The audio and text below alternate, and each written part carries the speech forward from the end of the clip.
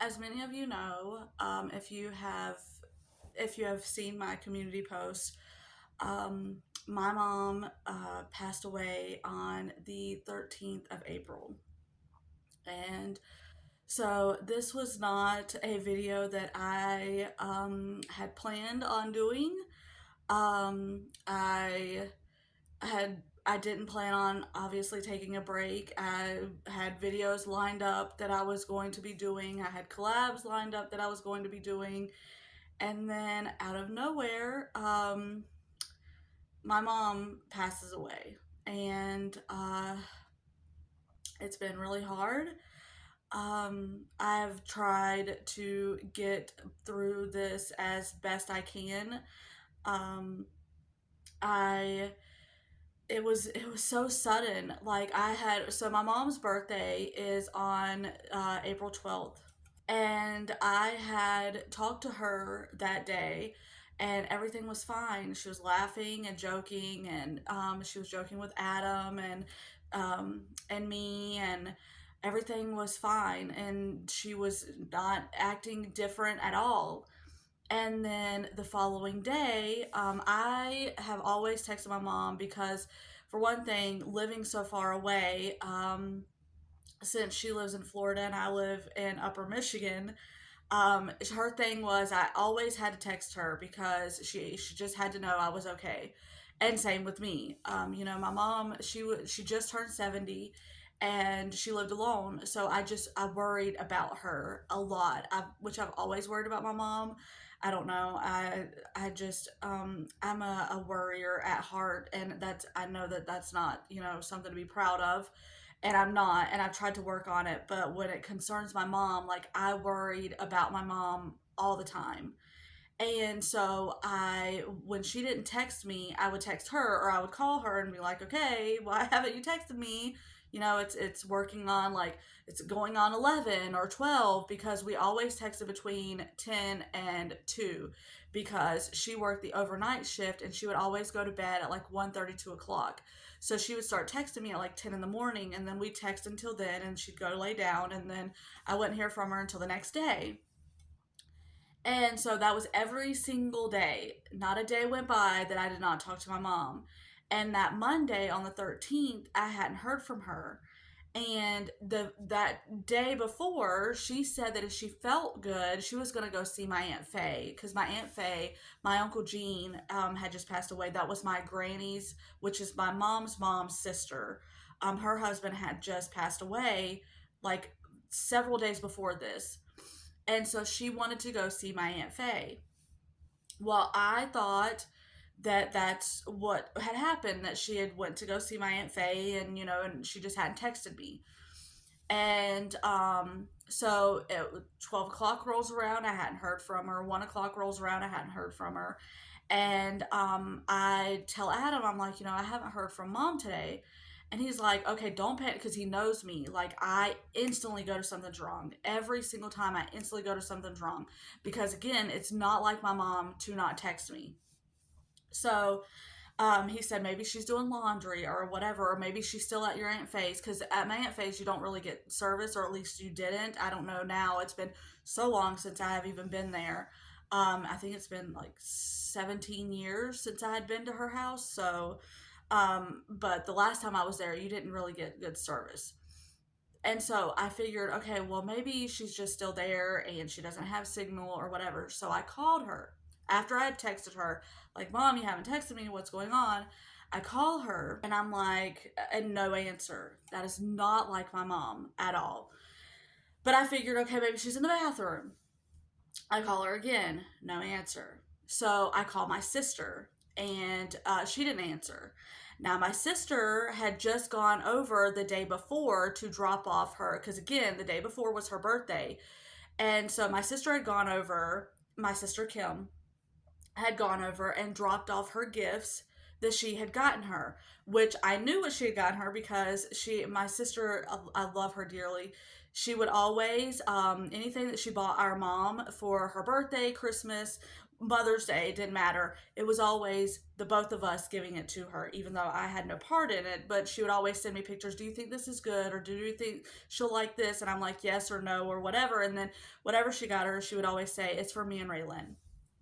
Well, I knew what she was getting her because she had shown me what she was getting her. And I knew my mom would be excited because she had asked for that.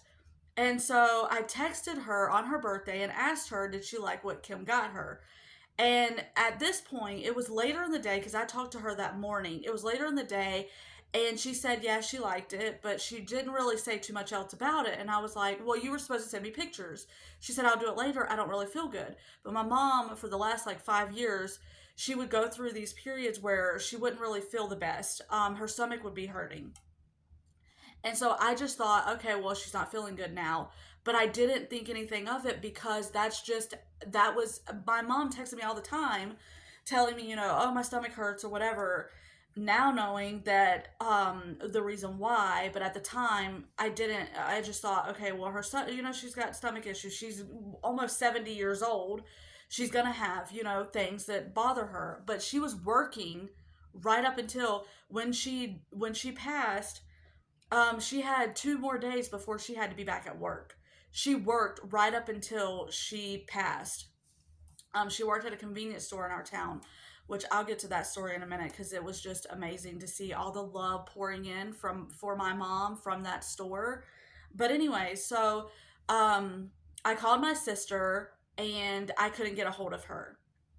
And so then I called my best friend. Now, my best friend, we have been best friends since elementary school. So she knows my mom very well. My mom was like her second mom, and her mom is like my second mom. So I called her and I'm like, hey, I am wondering, like, where are you? Like, what are you doing?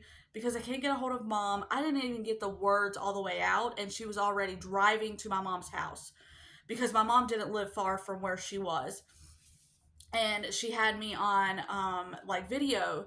And so she says, Raylan, is that your mom's truck? And I said yes. So that confirmed that my mom was home. So that did not make me feel good whatsoever. And I was like, yeah, she's home. And she said, okay. So she went to go knock on the door, no answer. She knocked on the sliding glass door of her apartment, no answer. So she goes around to her bedroom window and knocks on that. And my mom says, leave me alone, I'm sleeping. Well, my mom, when she's tired and she's sleeping, she will get on your butt about waking her up. So Trista's like, okay, Linda, I'm sorry. I didn't mean to wake you up, but Raylan was really worried. You haven't talked to her today. And she's like, leave me alone. I'm sleeping. And I'm like, something does not feel right. Because my mom, if she knows that I'm worried about her, she doesn't care that she's upset. She's going to call me and tell me, I was sleeping, leave me alone, blah, blah, blah. She's going to get on my butt. But she didn't. She didn't call. And she didn't text me. And she didn't get up. And so then my sister calls me back, and I said, hey, I'm sorry. I was just worried because I hadn't heard from mom, but Trista went over there. She said, okay. She said, I was going over there anyways. Now, I had not talked to my sister the since that Friday before my that Sunday. Sorry, I know this is all confusing. So that would have been the 10th. I would talk to my sister on the 10th of April, and then this was the 13th. And she said that she went over the day before on mom's birthday, and mom was telling her that she didn't feel good. She thought she had a virus. Her stomach hurt really bad. And my sister was like, do I need to call the ambulance? Because she was she was hurting that bad. And she said, no, I don't want you to call the ambulance. Don't do that. So my sister cleaned up, and she said that, okay, well, she cleaned her house and she got her some soup, and she said that she would be back that day, that night or whatever after church. Well, they come over that night and the lights were off and it looked like mom had gone to bed. So she didn't think anything of it. Again, my mom had these things where she would tell us that she was sick or she was hurting or whatever, but she always, like, it was just that it would be for that day. And then the next day she was fine. She was completely fine. Nothing was wrong. She would go to work, whatever. So we just thought everything was fine. But Kim was still going to go over there that afternoon after work to check on her and make sure, she was fine or whatever.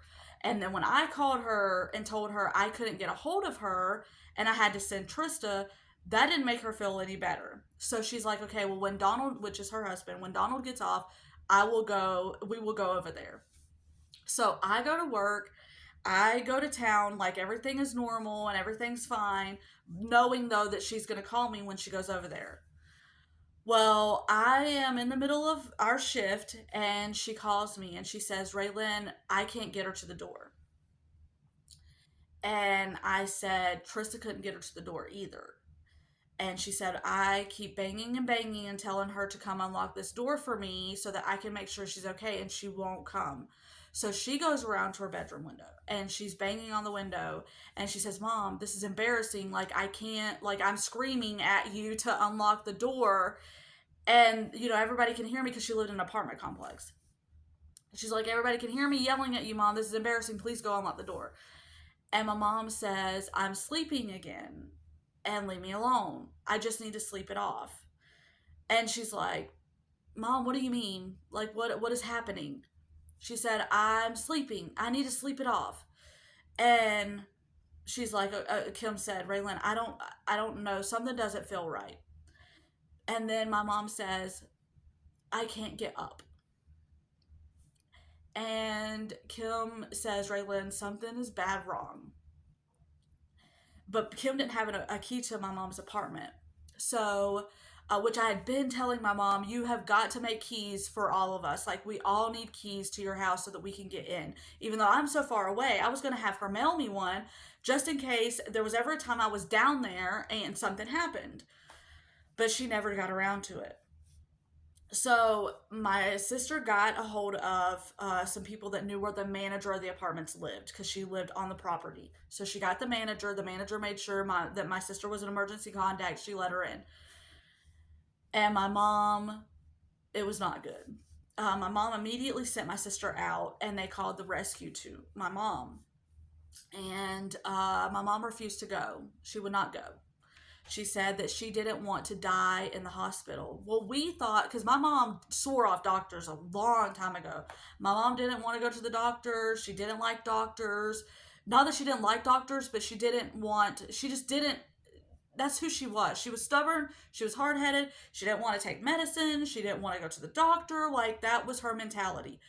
I don't go to the doctor. I'm fine. That was always the day before she died. She literally was talking about, because we were talking about my sister-in-law and her having cancer and stuff. And she said, I'm not going to the doctor. I just won't do it. And I said, I know, Mom, even though I hate that, I know that that's how you are. So when she refused to go to the hospital, we just thought she was being stubborn and hard-headed like always. But she told them, I don't want to die in the hospital. And Kim's like, Mom, you're not going to die in the hospital, but you have to go so that they can figure out what's wrong with you. And her words were slurred. It was like she had a stroke. And that's what we thought. We thought that she had a stroke. So the rescue, they finally they say, we can't take her. She refuses, and we're like, but she's not in her right frame of mind. What do you mean? Well, she can tell us that she doesn't want to go, so we can't take her. We were mad, even though I know like that's their policy, and I understand. We were still mad. We're her kids. We want her to get help, and we wanted them to take her. It's our mom. So even though legally we knew they were doing their job, but being her daughters, it still upset us. Well, my sister said, okay, Raylan, I'm going to go and I'm going to get some clothes and I'm going to come back and I'm going to stay the night with her. So I get dinner started and we sat down to eat and my phone rings and my sister is a mess. My mom had passed while she went to go get clothes.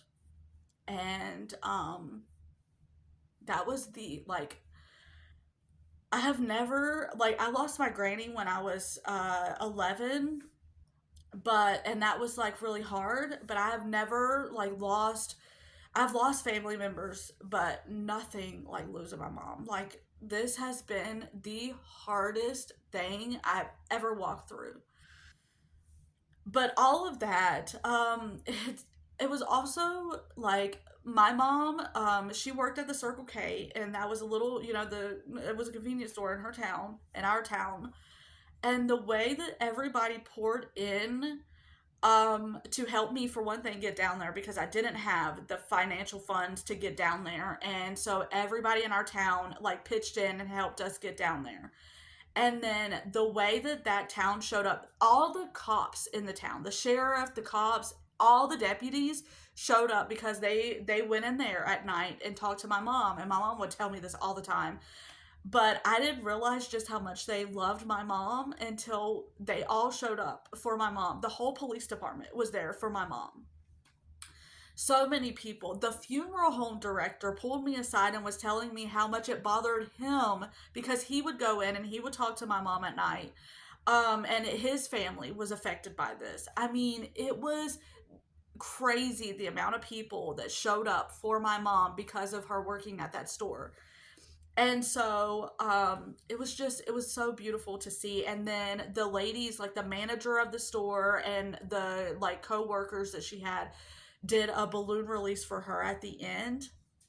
I'm gonna try and at the end of this I'll insert like pictures and stuff to just show you. It was so beautiful. It was so beautiful. The sunset was amazing. Like it was just the most beautiful thing. And I couldn't ask for more for my mom. Um but it has been hard. But God, through all of it, like every time I go to like be upset, or I go to like boohoo crying, I'll get a text from either my sister or from one of you. I've gotten so many messages from y'all, and that has meant the world. Even though I know I'm not the best at getting back to everybody, I still have not gotten back to all the community tab comments. It's just hard. To be honest, it's hard to read them and to see them and to comment back. So please forgive me. I haven't gotten to all of them. I will in time. Um, it's just it's hard. Adam, I plan on vlogging. The next video should be a vlog, and I will show y'all what Adam did, because we were gonna do, my sister and I, we were gonna do memory like shadow boxes, and then I ended up doing a basket. Well, Adam didn't like that because he said you had to go over and you had to look through the basket at everything, and he wanted everything to be on display where you could just see it. So he got some bookcases and for her, and he got them they're red because my mom's favorite color was red. I just thought that was so sweet because Adam loved my mom so much and she loved him, and he would always, they had this pack, she called it their pack.